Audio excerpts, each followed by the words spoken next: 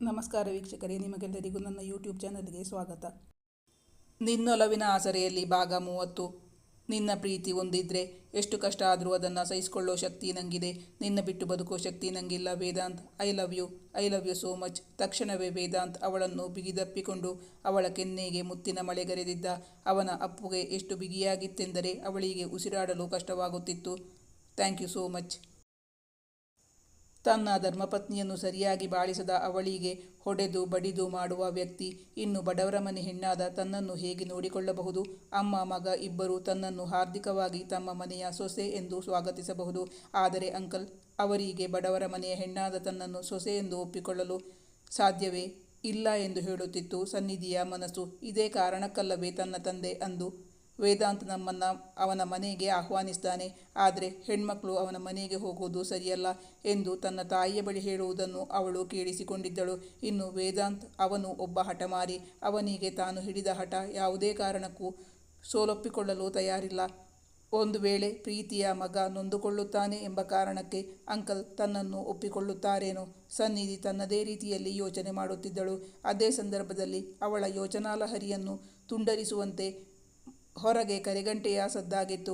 ಊಟದ ಸಮಯ ಎಂದು ಅವನ ತಂದೆ ಮನೆಗೆ ಬಂದಿರಬಹುದು. ಹಾಗಂದುಕೊಂಡಾಗ ಅವಳಿಗೆ ಮೈಚಳಿ ಬಂದಂತೆ ನಡುಗಿಬಿಟ್ಟಿದ್ದಳು. ಅವಳ ಪಕ್ಕದಲ್ಲೇ ಇದ್ದ ವೇದಾಂತ್ಗೆ ಅವಳು ಭಯದಿಂದ ನಡುಗುವುದನ್ನು ಕಂಡು ಆಶ್ಚರ್ಯವಾಗಿತ್ತು. ಯಾಕೆ ಕರೆಗಂಟೆ ಸದ್ದಾದಾಗ ನೀನು ಹೆದರ್ಕೊಂಡ್ಬಿಟ್ಟೆ? ಡ್ಯಾಡಿ ಬಂದರು ಅನ್ನಿಸ್ತಾ? ಅವರು ಬಂದು ನಿನ್ನನ್ನು ಏನೂ ಮಾಡಲ್ಲ. I promise you. ನಿನ್ನ ತಂಟೆಗೆ ಯಾರೂ ಬರಲ್ಲ. ನಿನ್ನ ಕ್ಷೇಮವಾಗಿ ಮನೆ ತಲುಪಿಸುವ ಜವಾಬ್ದಾರಿ ನಂದು. ನನ್ನ ಮೇಲೆ ನಿನಗೆ ನಂಬಿಕೆ ಇದೆ ತಾನೇ? ಸನ್ನಿಧಿ ಪಕ್ಕದಲ್ಲಿ ನಿಂತಿದ್ದವನ ಕೈಯನ್ನು ಭದ್ರವಾಗಿ ಹಿಡಿದುಕೊಂಡಿದ್ದಳು. ಅವಳ ಕೈ ಈಗಲೂ ನಡುಗುತ್ತಿರುವುದು ಅವನ ಗಮನಕ್ಕೆ ಬಂದಿತ್ತು. ಯಾಕೆ ಅಷ್ಟೊಂದು ಭಯಪಡ್ತೀಯಾ? ನಮ್ಮ ಅಮ್ಮಂಗೆ ಆವತ್ತು ಡ್ಯಾಡಿ ಹೊಡೆದ್ರು ಅಂತ ಹೇಳಿದ್ರಿಂದ ನಿಂಗೆ ಅಷ್ಟೊಂದು ಭಯ ಆಗ್ತಾ ಇರೋದಾ? ಅದು 8 ವರ್ಷಗಳ ಹಿಂದಿನ ಮಾತು. ಈಗ 2 ವರ್ಷಗಳ ಹಿಂದೆ ನಮ್ಮ ತಂದೆಗೆ ಒಂದು ಆಕ್ಸಿಡೆಂಟ್ ಆಗಿತ್ತು. ಆ ಸಂದರ್ಭದಲ್ಲಿ ಅವರ ಪೂರ್ತಿ ಸೇವೆ ಮಾಡಿದ್ದು ಅಮ್ಮ. ಆದ್ದರಿಂದ ಅವರಿಗೆ ಈಗ ಅಮ್ಮನ ವ್ಯಾಲ್ಯೂ ಏನು ಅಂತ ಗೊತ್ತಾಗಿದೆ. ಈಗ ಅಮ್ಮನ ಮೇಲೆ ಕೈ ಮಾಡೋದಕ್ಕೆ ಬರಲ್ಲ. ಆದರೂ ಕೆಲವೊಮ್ಮೆ ಸಿಟ್ಟಾದಾಗ ರೇಗೋದುಂಟು. ಅದೇನೋ ಹೇಳ್ತಾರಲ್ಲ, ಇಟ್ಕೊಂಡವಳು ಇರೋ ತನಕ, ಕಟ್ಟಿಕೊಂಡವಳು ಕೊನೆಯ ತನಕ ಅಂತ. ಅದು ನಮ್ಮ ಡ್ಯಾಡ್ಗೂ ಈಗ ಚೆನ್ನಾಗಿ ಅರ್ಥ ಆಗಿದೆ ಅನಿಸುತ್ತೆ. ನೀನು ಬೇರೆಯವರ ಮನೆ ಹುಡುಗಿ ಅಲ್ವಾ?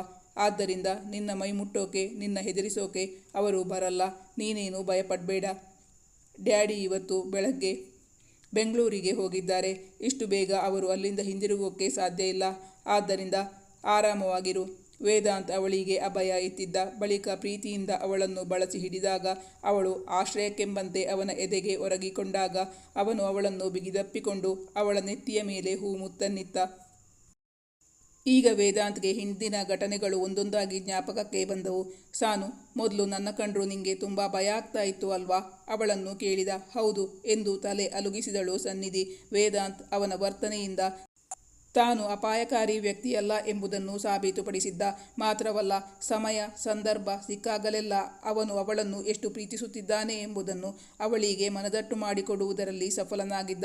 ದಿನ ಕಳೆದಂತೆ ಅವಳನ್ನು ತನ್ನತ್ತ ಆಕರ್ಷಿಸುವಲ್ಲಿ, ಅವಳಿಗೆ ತನ್ನ ಪ್ರೀತಿಯ ಬಲೆಯಲ್ಲಿ ಬೀಳುವಂತೆ ಮಾಡಿದ್ದ. ಈಗ ಸನ್ನಿಧಿ ಯಾವ ಪರಿಸ್ಥಿತಿಗೆ ಬಂದಿದ್ದಳೆಂದರೆ, ಒಂದು ದಿನ ಅವನನ್ನು ಕಾಣದಿದ್ದರೂ ಅವಳ ಮನಸ್ಸು ಬಾಡಿ ಬಸವಳಿದು ಹೋಗುತ್ತಿತ್ತು. ಬೆಳಗ್ಗೆ ಮತ್ತು ಸಂಜೆ ಅವನು ಕಾಲ್ ಮಾಡದಿದ್ದರೆ ಅವಳಾಗಿ ಅವನ ಸೆಲ್ಫೋನ್ಗೆ ಕರೆ ಮಾಡಬೇಕೆಂಬ ತುಡಿತ ಉಂಟಾಗುತ್ತಿತ್ತು ಸನ್ನಿಧಿಗೆ. ತಂದೆಯ ಮಾತು ಕೇಳಿ ಅವನಿಂದ ದೂರ ಆಗಬೇಕೆಂಬ ಒಂದೇ ಒಂದು ಕಾರಣಕ್ಕಾಗಿ ಅವನ ಕರೆಗೆ ಸ್ಪಂದಿಸುತ್ತಿರಲಿಲ್ಲ. ಅವನ ಸಂದೇಶಗಳನ್ನು ಓದಿ ತೃಪ್ತಿಪಟ್ಟುಕೊಳ್ಳುತ್ತಿದ್ದಳು. ಆದರೆ ಇಂದು ಮೊದಲ ಬಾರಿಗೆ ಮನೆಯಲ್ಲಿ ತಿಳಿಸದೆ ಅವನ ಮನೆಗೆ ಬಂದು ಬಿಟ್ಟಿದ್ದಳು. ಇದು ಆರಂಭ. ಇನ್ನು ಮುಂದೆ ಮನೆಯಲ್ಲಿ ಯಾರಿಗೂ ಗೊತ್ತಾಗದಂತೆ ಅವನ ಸಂಪರ್ಕವನ್ನು, ಅವನ ಪ್ರೀತಿಯನ್ನು ಮುಂದುವರಿಸಿಕೊಂಡು ಹೋಗಬೇಕೆಂದು ದೃಢ ನಿರ್ಧಾರಕ್ಕೆ ಬಂದಳು ಸನ್ನಿಧಿ. ಅವಳು ಮೌನವಾಗಿದ್ದುದನ್ನು ಕಂಡು ವೇದಾಂತ್ ಗಾಬರಿಯಿಂದ ಕೇಳಿದ. ಸಾನು, ನನ್ನಿಂದ ಯಾವಾಗಾದರೂ ನಿಂಗೆ ತೊಂದರೆಯಾದರೆ, ನೋವಾದರೆ, ಸಂಕಟ ಆದರೆ ನನಗೆ ಸಹಿಸೋಕೆ ಸಾಧ್ಯ ಆಗ್ತಿಲ್ಲ. ಹಾಗೇನಾದರೂ ಅನಿಸಿದರೆ ತಕ್ಷಣ ನನಗೆ ಹೇಳಿಬಿಡು. ನಿನ್ನನ್ನು ಪೂರ್ತಿ ತಿಳಿದುಕೊಳ್ಳೋಕೆ ನಾನು ಟ್ರೈ ಮಾಡ್ತೀನಿ. ನಾನು ಇಷ್ಟಪಡೋ ಹುಡುಗಿ ನನ್ನಿಂದಾಗಿ ಯಾವತ್ತೂ ಕಣ್ಣೀರು ಹಾಕೋ ಹಾಗೆ ಆಗಬಾರ್ದು. ನಾನು ಯಾವತ್ತೂ ನಿಂಗೆ ಮೋಸ ಮಾಡಲ್ಲ ಎಂದು ಹೇಳುತ್ತಾ ಮೃದುವಾಗಿ ಅವಳ ಬಲದ ಕೈಯನ್ನು ತನ್ನ ಕೈಯಲ್ಲಿಟ್ಟು ತನ್ನ ಇನ್ನೊಂದು ಕೈಯಿಂದ ಅವಳ ಕೈಯನ್ನು ಮುಚ್ಚಿಕೊಂಡ ವೇದಾಂತ್. ಸಾನು, ನಾನು ಈ ಕೈಯನ್ನು ಹಿಡ್ದಿದ್ದೀನಿ ಅಂದರೆ ಇನ್ನು ಯಾವತ್ತೂ ಯಾವ ಕಾರಣಕ್ಕೂ ನಿನ್ನನ್ನು ಬಿಟ್ಟುಕೊಡಲ್ಲ. ಇವತ್ತಿನಿಂದಾನೇ ನೀನು ನನ್ನವಳು. ನಿನ್ನ ಸುಖ ಸಂತೋಷ ನೆಮ್ಮದಿಗೋಸ್ಕರ ನಾನು ಯಾವ ತ್ಯಾಗಕ್ಕೆ ಬೇಕಾದರೂ ರೆಡಿ ಇದ್ದೀನಿ. ಒಂದು ವೇಳೆ ಡ್ಯಾಡಿ ನಮ್ಮಿಬ್ಬರ ಮದುವೆಗೆ ಒಪ್ಪಿಲ್ಲ ಅಂತ ಅನ್ಕೋ, ನನಗೆ ಈ ಆಸ್ತಿ ಐಶ್ವರ್ಯ ಒಡವೆ ಅಂತಸ್ತು ಯಾವುದೂ ಬೇಡ. ಹೇಗೂ ನಮ್ಮಮ್ಮ ನಿನ್ನ ಸೊಸೆ ಅಂತ ಒಪ್ಕೊಂಡಿದ್ದಾರಲ್ಲ, ಅಷ್ಟು ಸಾಕು ನನಗೆ. ನಾನು ನನ್ನ ಮೆರಿಟ್ನಲ್ಲೇ ವಿದ್ಯಾಭ್ಯಾಸ ಮಾಡಿರೋದು. ನನಗೆ ಕೈಯಲ್ಲಿ ಒಂದು ಉದ್ಯೋಗ ಇದೆ. ನಿನ್ನನ್ನು ಸಾಕುವ ಚೈತನ್ಯವಿದೆ. ಒಂದು ವೇಳೆ ಯಾವುದೋ ಕಾರಣಕ್ಕೆ ನಾನು ಈ ಮನೆ ಆಸ್ತಿ ಐಶ್ವರ್ಯ ಬಿಟ್ಟು ಹೊರಬಂದಿದ್ದೀನಿ ಅಂತ ಅನ್ಕೋ, ಆಗ ನೀನು ನನ್ನ ಜೊತೆ ಬರ್ತೀ ಅಲ್ವಾ ಎಂದವನು ಕೇಳಿದಾಗ ಒಂದು ಕ್ಷಣವೂ ತಡ ಮಾಡದೆ ಸನ್ನಿಧಿ ತನ್ನ ಇನ್ನೊಂದು ಕೈಯನ್ನು ಅವನ ಕೈಯ ಮೇಲಿಟ್ಟು ಹೇಳಿದಳು, ಖಂಡಿತ ವೇದಾಂತ್, ನನಗೆ ನೀನು ಮುಖ್ಯ, ನಿನ್ನ ಪ್ರೀತಿ ಮುಖ್ಯ. ನಾನು ಬಡತನಲ್ಲಿ ಬೆಳೆದು ಬಂದವಳು. ನಿನ್ನ ಪ್ರೀತಿ ಒಂದು ಇದ್ದರೆ ಎಷ್ಟು ಕಷ್ಟ ಆದರೂ ಅದನ್ನು ಸಹಿಸಿಕೊಳ್ಳುವ ಶಕ್ತಿ ನನಗಿದೆ. ನಿನ್ನ ಬಿಟ್ಟು ಬದುಕೋ ಶಕ್ತಿ ನನಗೆ ಖಂಡಿತವಾಗಿಯೂ ಇಲ್ಲ Vedant. I love you so much. ಅವಳು ತನ್ನ ಪ್ರೀತಿಯನ್ನೆಂದು ಒಪ್ಪಿಕೊಂಡಿದ್ದಳು. ಅವಳ ಬಾಯಿಯಿಂದ ಐ ಲವ್ ಯು ಎಂಬ ಶಬ್ದ ಕೇಳುತ್ತಲೇ ವೇದಾಂತ್ ಅವಳನ್ನು ಬಿಗಿದಪ್ಪಿಕೊಂಡು ಅವಳ ಕೆನ್ನೆಗೆ ಮುತ್ತಿನ ಮಳೆಗರೆದಿದ್ದ. ಅವನ ಅಪ್ಪುಗೆ ಎಷ್ಟು ಬಿಗಿಯಾಗಿತ್ತೆಂದರೆ ಅವಳಿಗೆ ಉಸಿರಾಡಲು ಕಷ್ಟವಾಗುತ್ತಿತ್ತು. ಅಷ್ಟು ಬಲವಾಗಿ ವೇದಾಂತ್ ಅವಳನ್ನು ಅಪ್ಪಿಕೊಂಡಿದ್ದ. ಅವಳ ಮಾತು ಕೇಳಿ ಅವನು ಧನ್ಯನಾಗಿದ್ದ. ಥ್ಯಾಂಕ್ ಯು ಸಾನು. ಅದೇಕೋ ಗೊತ್ತಿಲ್ಲ, ನಿನ್ನ ಮೊದಲ ಬಾರಿ ನೋಡಿದಾಗಲೇ ನೀನು ನನಗೆ ತುಂಬ ಇಷ್ಟ ಆಗಿಬಿಟ್ಟಿದೀಯಾ. ದಿನ ಕಳೆದಂತೆ ನಿನ್ನ ಮೇಲಿನ ಪ್ರೀತಿ ಜಾಸ್ತಿ ಆಗ್ತಾನೆ ಹೋಯಿತು. ನಿನ್ನ ಬಿಟ್ಟು ಬದುಕೋಕೆ ಸಾಧ್ಯನೇ ಇಲ್ಲ ಎಂಬ ಪರಿಸ್ಥಿತಿಯಲ್ಲಿ ನಾನಿದ್ದೀನಿ. ನೀನು ಅದನ್ನು ಹೇಳ್ತೀಯಾ ಅಂದರೆ ನನ್ನಷ್ಟು ಸುಖಿಗಳು ಈ ಪ್ರಪಂಚದಲ್ಲಿ ಬೇರೆ ಯಾರೂ ಇಲ್ಲ. ಅವಳು ತನ್ನ ಬಿಗಿ ಹಿಡಿತದಲ್ಲಿ ನಲುಗುತ್ತಿದ್ದಾಳೆ ಎಂದು ಗೊತ್ತಾದ ತಕ್ಷಣವೇ ವೇದಾಂತ್ ತನ್ನ ಅಪ್ಪುಗೆ ಸಡಿಲಗೊಳಿಸಿದ್ದ. ನೋವಾಯ್ತ ಮರಿ, ಮತ್ತ್ಯಾಕೆ ಹೇಳಿಲ್ಲ? ಆಪ್ಯಾಯತೆಯಿಂದ ಅವಳನ್ನು ಪ್ರಶ್ನಿಸಿ ಅವಳ ತೋಳುಗಳನ್ನು ಮೃದುವಾಗಿ ನೇವರಿಸುತ್ತಾ ಹೇಳಿದ ವೇದಾಂತ್. ಸ್ವಲ್ಪ ನೋವಾಯಿತು ವೇದಾಂತ್, ಆದರೆ ಆ ನೋವಿನಲ್ಲೂ ಏನೋ ಹಿತವಾಗಿದೆ. ನಿನ್ನ ಈ ಬಲಿಷ್ಠ ಬಾಹುಗಳಲ್ಲಿ ಬಂಧಿಸಿಕೊಂಡಿದ್ದಾಗ ತುಂಬ ಹಿತವಾಗಿರುತ್ತೆ. ನಿನ್ನಿಂದ ದೂರ ಹೋಗೋಕ್ಕೆ ನನಗೂ ಮನಸ್ಸಿರಲಿಲ್ಲ. ನಮ್ಮ ಈ ಒಡನಾಟವನ್ನು ನಮ್ಮ ಮನೆಯಲ್ಲಿ ಅಪ್ಪ ಅಮ್ಮ ಹೇಗೆ ತಗೋತಾರೆ ಅಂತ ಗೊತ್ತಿಲ್ಲ. ಒಂದು ವೇಳೆ ಗೊತ್ತಾದ ದಿನ ನಾವು ಮುಂದಿನ ಪರಿಣಾಮವನ್ನು ಎದುರಿಸಬೇಕಾಗುತ್ತೆ. ಒಂದು ವೇಳೆ ನಮ್ಮ ಬಗ್ಗೆ ತಿಳಿದ ಮೇಲೆ ನಮ್ಮ ಪಪ್ಪ ಸಿಟ್ಟಿನಿಂದ ಮನೆಯಿಂದ ನನ್ನ ಹೊರಗೆ ಹಾಕಿದರೆ ಆಗ ನೀನು ನನ್ನ ಕೈ ಬಿಡಲ್ಲ ಅಲ್ವಾ ವೇದಾಂತ್? ಯಾವುದೇ ಕಾರಣಕ್ಕೂ ನಮ್ಮ ಪಪ್ಪನ ಮನಸ್ಸು ನೋಯಿಸಿ ನಿನ್ನ ಮದುವೆಯಾಗುವ ಮನಸ್ಸಿಲ್ಲ ನನಗೆ. ಹೇಗಾದರೂ ಮಾಡಿ ನಮ್ಮ ಪಪ್ಪನ ಮನ ಒಲಿಸ್ಕೋಬೇಕು. ಆ ಕೆಲಸ ನೀನು ಮಾಡ್ತೀಯಾ ಅಲ್ವಾ ವೇದಾಂತ್? ಅವಳ ಧ್ವನಿಯಲ್ಲಿ ನೋವಿತ್ತು, ಆದರೆ ಅವನನ್ನು ಬಿಟ್ಟುಕೊಡುವ ಮನಸ್ಸಿರಲಿಲ್ಲ. ಆ ಜವಾಬ್ದಾರಿಯನ್ನು ಅವನಿಗೆ ವಹಿಸಿದ್ದಳು ಸನ್ನಿಧಿ. ಖಂಡಿತ ಸಾನು. ಆಂಟಿ ಮತ್ತು ಅಂಕಲ್ ಇಬ್ಬರು ತುಂಬ ಒಳ್ಳೆ ಜನ. ಅವರ ಮನಸ್ಸಿಗೆ ಯಾವತ್ತೂ ನೋವು ಮಾಡೋಕೆ ನನಗೂ ಇಷ್ಟ ಇಲ್ಲ. ಅವರ ಕಾಲು ಹಿಡಿದಾದರೂ ಬೇಡ್ಕೊಂಡು ಅವರನ್ನು ಒಪ್ಪಿಸ್ತೀನಿ ಅನ್ನೋ ನಂಬಿಕೆ ನನಗಿದೆ. ನೀನು ಆ ಬಗ್ಗೆ ಚಿಂತೆ ಮಾಡೋಕೆ ಹೋಗಬೇಡ. ಅವಳಿಗೆ ಧೈರ್ಯವನ್ನಿತ್ತಿದ್ದ ವೇದಾಂತ್. ಮೃದುವಾಗಿ ಅವಳ ಮುಂಗುರುಳು ನೇವರಿಸಿ ಅವಳಿಗೆ ಭರವಸೆಯಿತ್ತಿದ್ದ ವೇದಾಂತ್. ಬಳಿಕ ಅವಳ ನೆತ್ತಿಯ ಮೇಲೆ ತನ್ನ ಗದ್ದ ಊರಿ ಅವಳ ಬೆನ್ನನ್ನು ಮೃದುವಾಗಿ ನೇವರಿಸತೊಡಗಿದ. ನಮ್ಮ ಮನೆ ತೋರಿಸುವ ಕೆಲಸ ಅರ್ಧಕ್ಕೆ ನಿಂತು ಹೋಯಿತು, ಬಾ ಎಂದವನು ಹೇಳಿದಾಗ, ಇದು ನಿನ್ನ ಬೆಡ್ರೂಮ್ ಅಲ್ವಾ ವೇದಾಂತ್? ಪ್ರಶ್ನಿಸಿದಳು. ಎಸ್, ನಿನ್ನ ಗೆಸ್ ಕರೆಕ್ಟ್ ಆಗಿದೆ. ಆದರೆ ನಿನ್ನ ಅಂತ ಹೇಳಬೇಡ, ನಮ್ಮ ಅಂತ ಹೇಳು. ಅವನು ಅವಳತ್ತ ನೋಡಿ ಕಣ್ಣು ಹೊಡೆದ. ನಿಂಗೆ ಈ ಬೆಡ್ರೂಮ್ ಇಷ್ಟ ಆಯ್ತಾ? ಅತ್ಯಾಧುನಿಕವಾಗಿದ್ದ ಆ ವಿಶಾಲವಾದ ಬೆಡ್ರೂಮಲ್ಲಿ AC ಸೌಕರ್ಯವಿತ್ತು.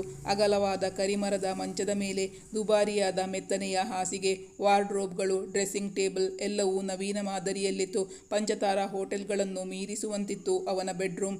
ಅವಳು ಕುತೂಹಲದಿಂದ ಇನ್ನೊಂದು ಡೋರ್ನತ್ತ ನೋಡಿ, ಇಲ್ಲೇನಿದೆ ಎಂದು ಕೇಳುತ್ತಾ ವಾಶ್ರೂಮ್ ಬಾಗಿಲು ತೆರೆದು ನೋಡಲು ಅವನ ರೂಮ್ಗೆ ಅಟ್ಯಾಚ್ ಆಗಿದ್ದ ವಾಶ್ರೂಮ್ನಲ್ಲಿ ಬಿಳಿ ಬಣ್ಣದ ಬಾರ್ಟಬ್ ಕಾಣಿಸಿತು. ಅವನ ವಾಶ್ರೂಮ್ ಹೆಚ್ಚು ಕಡಿಮೆ ಅವಳ ಬೆಡ್ರೂಮ್ನಷ್ಟೇ ವಿಶಾಲವಾಗಿತ್ತು. ಅದೆಲ್ಲವನ್ನು ನೋಡಿ ಅವಳು ದಿಗ್ಭ್ರಮೆಗೆ ಒಳಗಾಗಿದ್ದಳು. ವೇದಾಂತ್, ನೀವು ಇಷ್ಟು ಶ್ರೀಮಂತರು ಅಂತ ನನಗೆ ಗೊತ್ತೇ ಇರಲಿಲ್ಲ, ಅವಳು ಆಶ್ಚರ್ಯಭರಿತ ಸ್ವರದಲ್ಲಿ ಹೇಳಿದಾಗ. ದುಡ್ಡಲ್ಲಿ ಶ್ರೀಮಂತಿಗೆ ಇದ್ದು ಏನು ಪ್ರಯೋಜನ? ಮನಸ್ಸು ಪರಿಶುದ್ಧವಾಗಿರಬೇಕು, ಶ್ರೀಮಂತಿಕೆ ಇಲ್ಲಿರಬೇಕು ಎಂದು ತನ್ನ ಎದೆಯನ್ನು ಮುಟ್ಟಿ ತೋರಿಸಿಕೊಂಡ ವೇದಾಂತ್. ಆಗ ಸನ್ನಿಧಿ ಉತ್ತರಿಸಿದಳು, ನೀನು ಎರಡರಲ್ಲೂ ಶ್ರೀಮಂತನೇ ವೇದಾಂತ್. ನಿನ್ನ ಹೃದಯ, ನಡತೆ ಪ್ರತಿಯೊಂದರಲ್ಲೂ ಶ್ರೀಮಂತಿಕೆ ಎದ್ದು ಕಾಣಿಸ್ತಿದೆ. ನಾನು ನಿನ್ನ ಹೃದಯ ಶ್ರೀಮಂತಿಕೆಗೆ ಮರುಳಾಗಿ ಇವತ್ತು ನಿನ್ನ ಹಿಂದೆ ಬಂದಿದ್ದು. ನೀನು ನನಗೆ ತೋರಿಸೋ ಪ್ರೀತಿ ಇದೆಯಲ್ಲ, ಅದಕ್ಕೆ ಸಾಟಿ ಯಾವುದೂ ಇಲ್ಲ. ಹೌದು, ನಮ್ಮ ಮನೆಯಲ್ಲಿ ಅಪ್ಪ ಅಮ್ಮ ಅಣ್ಣ ಎಲ್ಲರೂ ನನ್ನನ್ನು ಪ್ರೀತಿಯಿಂದಲೇ ನೋಡ್ಕೋತಾರೆ. ಆದರೆ ನೀನು ತೋರಿಸೋ ಪ್ರೀತಿ ಅದೊಂಥರ ಸ್ಪೆಷಲ್ ಅನಿಸುತ್ತೆ. ಅವರೆಲ್ಲ ನನ್ನ ರಕ್ತ ಸಂಬಂಧಿಗಳು, ಆದ್ದರಿಂದ ನನಗೆ ಪ್ರೀತಿ ತೋರಿಸ್ತಾರೆ. ಆದರೆ ನೀನು ಅಪರಿಚಿತನಾಗಿದ್ದವನು. ನಮ್ಮಿಬ್ಬರ ನಡುವೆ ಯಾವ ಸಂಬಂಧವೂ ಇರಲಿಲ್ಲ. ಆದರೂ ನೀನು ನನ್ನ ಮೇಲೆ ಅಗಾಧವಾದ ಪ್ರೀತಿಯನ್ನು ತೋರಿಸ್ತಿದ್ದೀಯಾ. ಅದು ನನಗೆ ತುಂಬ ಇಷ್ಟವಾಗಿದ್ದು, ನಮ್ಮಿಬ್ಬರನ್ನು ಇಷ್ಟು ಹತ್ತಿರ ಮಾಡಿಸಿದ್ದು. ಸನ್ನಿಧಿ ಇಂದು ಮನಬಿಚ್ಚಿ ಅವನಲ್ಲಿ ಮಾತಾಡುತ್ತಿದ್ದಳು. ನಾನು ನಿನ್ನ ಹಿಂದೆ ಬಿದ್ದಾಗ ನೀನು ನನ್ನ ದೂರ ಮಾಡೋಕೆ ನೋಡ್ತಾ ಇದ್ದೀಯಲ್ಲ, ಆಗ ನನಗೆ ತುಂಬ ಬೇಜಾರಾಗ್ತಾ ಇತ್ತು. ಹೇಗಾದರೂ ಮಾಡಿ ನಿನ್ನನ್ನು ಒಲಿಸ್ಬೇಕು ಅಂತ ಹಠ ಹಿಡಿದು ಕೊನೆಗೂ ನಾನು ನಿನ್ನ ಗೆದ್ದುಬಿಟ್ಟಿದ್ದೀನಿ. ಹಾಗಂತ ನಾನು ಹೇಳ್ತಾ ಇಲ್ಲ, ನಿನ್ನ ಬಾಯಿಯಿಂದಲೇ ಕೇಳಿದ್ದೀನಿ. ಸೊ ಇವತ್ತಿನ ದಿನ ನನಗೆ ತುಂಬ ಸ್ಪೆಷಲ್. ನಾನು ನನ್ನ ಡೈರಿಯಲ್ಲಿ ಲಕ್ಕಿ ಡೇ ಅಂತ ಮಾರ್ಕ್ ಮಾಡಬೇಕಾಗಿದೆ ಎಂದು ಹೇಳುವಾಗ ಅವನ ಮುಖದಲ್ಲಿ ಸಂತೋಷ, ಕಣ್ಣುಗಳಲ್ಲಿ ಕೋಟಿ ನಕ್ಷತ್ರಗಳ ಹೊಳಪು ಕಾಣಿಸಿತು ಸನ್ನಿಧಿಗೆ. ವೇದಾಂತ್, ನಾವಿಲ್ಲಿ ಬಂದು ತುಂಬ ಹೊತ್ತಾಯ್ತಲ್ಲ, ಕೆಳಗೆ ಹೋಗೋಣ ಅವನಲ್ಲಿ ಕೇಳಿದಾಗ. ಶೂರ್, ಹೋಗೋಣ. ಸಾನು, ನೀನು ಬಾತ್ಟಬ್ ಕಂಡು ತುಂಬ ಆಶ್ಚರ್ಯಪಟ್ಟೆಯಲ್ಲ. ನಮ್ಮ ಮನೆ ಬೇಸ್ಮೆಂಟಲ್ಲಿ ಒಂದು ಸ್ವಿಮ್ಮಿಂಗ್ ಪೂಲ್ ಕೂಡ ಇದೆ. ಗ್ರೌಂಡ್ ಫ್ಲೋರ್ ನೋಡಿದ ಮೇಲೆ ನಾನು ನಿನ್ನ ಅಲ್ಲಿಗೆ ಕರ್ಕೊಂಡು ಹೋಗಿ ತೋರಿಸ್ತೀನಿ. ಸಾನು, ಹೇಳಿದ ಹಾಗೆ ನಿಂಗೆ ಸ್ವಿಮ್ಮಿಂಗ್ ಬರುತ್ತಾ? ಇಲ್ಲ, ನನಗೆ ಸ್ವಿಮ್ಮಿಂಗ್ ಬರಲ್ಲ, ಆದರೆ ಅಣ್ಣನಿಗೆ ಬರುತ್ತೆ. ಪಪ್ಪ ಅವನನ್ನು ಸ್ವಿಮ್ಮಿಂಗ್ ಕ್ಲಾಸ್ಗೆ ಕರ್ಕೊಂಡು ಹೋಗ್ತಾ ಇದ್ರು. ನಾನಾಗ 3rd ಸ್ಟ್ಯಾಂಡರ್ಡ್ನಲ್ಲಿ ಓದ್ತಾ ಇದ್ದೆ. ಸ್ಯಾಟರ್ಡೆ ಸಂಡೇ ನಮ್ಮ ಪಪ್ಪ ಅಣ್ಣನನ್ನು ಸ್ವಿಮ್ಮಿಂಗ್ ಕ್ಲಾಸ್ಗೆ ಕರ್ಕೊಂಡು ಹೋಗ್ತಾ ಇದ್ರು. ಅವನು ನನಗಿಂತ ಸುಮಾರು 5 ವರ್ಷಗಳಷ್ಟು ದೊಡ್ಡವನು. ನನಗೂ ಕಲಿಯೋ ಆಸೆ ತುಂಬ ಇತ್ತು, ಆದರೆ ನೀನು ಹುಡುಗಿ ಅಲ್ಲದೆ ಇನ್ನೂ ಚಿಕ್ಕವಳು, ನಿಂಗೆ ಬೇಡ ಅಂತ ನನ್ನ ಕರ್ಕೊಂಡು ಹೋಗ್ತಾ ಇರಲಿಲ್ಲ. ಆಮೇಲೂ ಅಷ್ಟೇ, ನನ್ನ ಆಸೆ ಆಸೆಯಾಗಿಯೇ ಉಳಿದಿದೆ. ನಮ್ಮ ಮನೆಯಲ್ಲಿ ಹುಡುಗ ಹುಡುಗಿ ಅಂತ ಸ್ವಲ್ಪ ಪಾರ್ಶಾಲಿಟಿ ಮಾಡ್ತಾರೆ, ಅದು ತುಂಬ ನೋವಾಗುತ್ತೆ ನನಗೆ ಎಂದು ಅವಳು ಹೇಳುವಾಗ ಅವಳ ಕಣ್ಣುಗಳಲ್ಲಿ ನೋವು ಕಾಣಿಸಿತು. ಕಣ್ಣಂಚಿನಲ್ಲಿ ನೀರು ಶೇಖರವಾಗಿದ್ದನ್ನು ಕಂಡು, ಸಾರಿ ಸಾನು, ನಿನ್ನ ಮನಸ್ಸಿಗೆ ನೋವಾಗುವಂಥ ಪ್ರಶ್ನೆ ಕೇಳಿಬಿಟ್ಟೆ. ಒಂದಲ್ಲ ಒಂದಿನ ನಿನ್ನ ಆಸೆ ಈಡೇರೋ ಹಾಗೆ ಮಾಡೋಣ ಎಂದು ಹೇಳುತ್ತಾ ವೇದಾಂತ್ ಅವಳ ಕಣ್ಣೀರನ್ನು ತನ್ನ ತುಟಿಗಳಿಂದಲೇ ಒರೆಸಿದ. 1-2 ನಿಮಿಷ ಆದ ಬಳಿಕ ಅವಳ ಮನಸ್ಸು ತಹಬದಿಗೆ ಬಂದಿತ್ತು. ಸಾನು, ನೀನು ಮುಖ ತೊಳ್ಕೊಂಡು ಬರ್ತೀಯಾ ಪ್ಲೀಸ್? ಇಲ್ಲಾಂದರೆ ಕೆಳಗೆ ಹೋದ ತಕ್ಷಣ ನಮ್ಮ ಅಮ್ಮಂಗೆ ಗೊತ್ತಾಗುತ್ತೆ. ಮತ್ತೆ ನನ್ನ ಸೊಸೆಯನ್ನು ಯಾಕೆ ಅಳಿಸಿದ್ದೀಯಾ ಅಂತ ಅಮ್ಮ ನನ್ನ ಮೇಲೆ ರೇಗ್ತಾರೆ. ಆಗಲೇ ಕ್ಲಾಸ್ ತಗೊಂಡ್ರಲ್ಲ, ಹಾಗೆ ಇನ್ನೂ 1 ಗಂಟೆ ನನಗೆ ಪಾಠ ಮಾಡ್ತಾರೆ. ಪ್ಲೀಸ್ ಸಾನು. ಅವನ ಮಾತಿನಂತೆ ಅವಳು ವಾಶ್ರೂಮ್ಗೆ ಹೋಗಿ ಮುಖ ತೊಳೆದು ಬಂದಾಗ ಅವನು ಅವಳಿಗೊಂದು ಟವೆಲನ್ನು ನೀಡಿದ. ಅತ್ತ ಕುರುಹು ಅವಳ ಮುಖದಲ್ಲಿ ಕಾಣದಂತೆ ಮುಖ ತೊಳೆದುಕೊಂಡು ಬಂದಿದ್ದಳು ಸನ್ನಿಧಿ. ಬಳಿಕ ಇಬ್ಬರು ನಿಧಾನವಾಗಿ ಸ್ಟೆಪ್ಗಳನ್ನು ಇಳಿಯುತ್ತಾ ಗ್ರೌಂಡ್ ಫ್ಲೋರ್ಗೆ ಬಂದಿದ್ದರು. ಅಲ್ಲಿ ಒಂದು ಸಿಟ್ಔಟ್, ವಿಶಾಲವಾದ ಹಾಲ್, ಡೈನಿಂಗ್ ಹಾಲ್, ಸುಸಜ್ಜಿತವಾದ ಅಡುಗೆ ಮನೆ, ದೇವರ ಮನೆ ಮತ್ತು 2 ಬೆಡ್ರೂಮ್ಗಳಿದ್ದವು. ಒಂದು ಬೆಡ್ರೂಮ್ ಅವನ ತಾಯಿ ಬಳಸುತ್ತಿದ್ದರೆ ಇನ್ನೊಂದು ಬೆಡ್ರೂಮ್ ಗೆಸ್ಟ್ಗಳಿಗೆಂದು ಮೀಸಲಿಡಲಾಗಿತ್ತು. 2 ಬೆಡ್ರೂಮ್ಗಳಿಗೆ ಅಟ್ಯಾಚ್ಡ್ ಬಾತ್ರೂಮ್ಗಳಿದ್ದವು. ವೇದಾಂತ್, ನೀನು ನಿಜವಾಗ್ಲೂ ಅರಮನೆಯಲ್ಲಿರುವ ರಾಜ್ಕುಮಾರ. ಮನೆಯೆಲ್ಲ ನೋಡಿದ ಬಳಿಕ ಸನ್ನಿಧಿ ಅವನ ಬಳಿ ಹೇಳಿದಳು. ನಿಂಗೆ ನಮ್ಮ ಮನೆ ಇಷ್ಟ ಆಯ್ತಾ? ಅದು ಹೇಳು, ವೇದಾಂತ್ ಅವಳ ಬಳಿ ಕೇಳಿದ. ನನಗೆ ನಿಮ್ಮ ಮನೆ ಇಷ್ಟ ಆಯಿತು, ಮನೆಯಲ್ಲಿರುವ ಜನರು ಇಷ್ಟ ಆದರು. ಆದರೆ ನೀವು 3 ಜನ ಅಲ್ವಾ ಇರೋದು? 3 ಜನಕ್ಕೆ ಈ ಮನೆ ತುಂಬ ದೊಡ್ಡದಾಯಿತು ಅನ್ನಿಸ್ತು ಎಂದು ಹೇಳಿ ನಾಲಿಗೆ ಕಚ್ಚಿಕೊಂಡಳು ಸನ್ನಿಧಿ. ನಾವು 3 ಜನ ಅಂತ ನಿಂಗೆ ಯಾರು ಹೇಳಿದ್ದು? ವೇದಾಂತ್ ಅವಳನ್ನು ಪ್ರಶ್ನಿಸಿದ. ನಿಮ್ಮ ಅನಿಸಿಕೆ ಅಭಿಪ್ರಾಯಗಳನ್ನು ಕಮೆಂಟ್ ಮಾಡಿ ತಿಳಿಸಿ. Thank you for watching.